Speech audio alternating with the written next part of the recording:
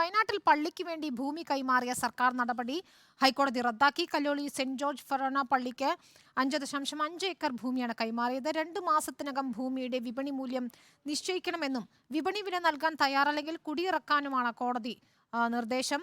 ശ്യാം ദേവരാജ് നൽകും വിവരങ്ങൾ. ശ്യാം, എന്താണ് ഈ കേസിന്റെ വിശദാംശങ്ങൾ? ഇപ്പോൾ എന്താണ് കോടതി നടപടി ഉണ്ടായിരിക്കുന്നത്?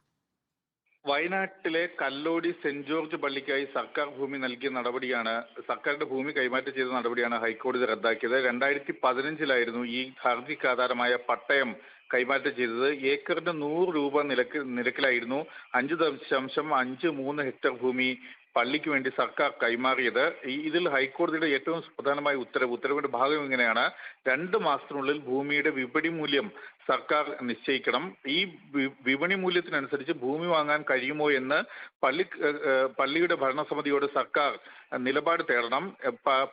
ഈ മറുപടി അയക്കാൻ 1 മാസം സാവകാശം പള്ളി കമ്മിറ്റിക്ക് നൽകുകയും വേണം. വിപണി വില നൽകി ഭൂമി ഏറ്റെടുക്കാൻ തയ്യാറല്ല എങ്കിൽ പള്ളി കൈവശം വെച്ചിരിക്കുന്ന ഭൂമിയിൽ നിന്നും അവരെ കുടിയിറക്കണം എന്നുമാണ് ഹൈക്കോടതിയുടെ നിർദ്ദേശം. തുടർന്ന് 3 മാസത്തിനുള്ളിൽ യോഗ്യരായവർക്ക് ഭൂമി വിതരണം ചെയ്യണമെന്നും 8 മാസത്തിനുള്ളിൽ ഇത് സംബന്ധിച്ച നടപടി റിപ്പോർട്ട് സർക്കാർ ഹൈക്കോടതിയിൽ സമർപ്പിക്കണമെന്നും ആണ് ഹൈക്കോടതിയുടെ നിർദ്ദേശം. ശ്യാം ദേവരാജാണ് കോടതി വാർത്തയുടെ വിവരങ്ങൾ നൽകിയത്.